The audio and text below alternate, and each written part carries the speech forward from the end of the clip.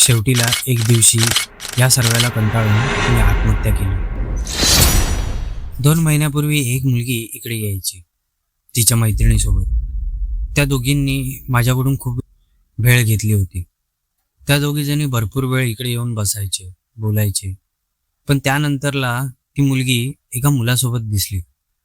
ती त्या मुलासोबत इकडे यायची, बसायची, बोलायची, फिरायची। त्या दोघांनीही माझ्याकडून खूप वेळा वेळ घेतली होती। बहुतेक ते दोघंजण एकमेकांच्या प्रेमामध्ये होते। पण काही दिवसांनी ती मुलगी एकटीच यायला लागली। ती एका वेगळ्याच चिंतेमध्ये येऊन इकडे बसायची। ती कोणाची तरी वाट बघते असं वाटायचं।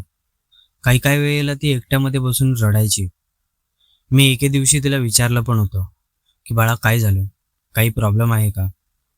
ती मला म्हणाली, काही नाही काका, काही नाही। त्यानंतरला मीही जास्त काही विचारलं नाही। मी तिकडून निघून गेलो। थोड्या दिवसांनी ती मुलगी इकडे यायची बंद झाली। ती पुन्हा कधी दिसलीच नाही। एके दिवशी तिची मैत्रीण माझ्याकडे भेळ घ्यायला आली।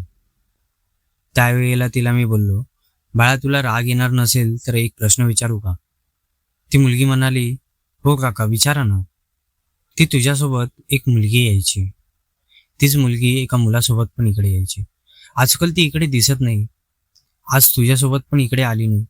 त्या मुलीने, तिच्या मैत्रिणीने मला सांगितलं ती एका मुलाच्या प्रेमामध्ये होती। त्या मुलाने तिला प्रेमामध्ये धोका दिला। त्या गोष्टीला ती सहन करू शकली नाही। ती इकडे रोज यायची, रोज येऊन त्याची वाट बघायची। मी किती वेळा तरी तिला समजावलं, पण ती समजायला तयार नव्हती।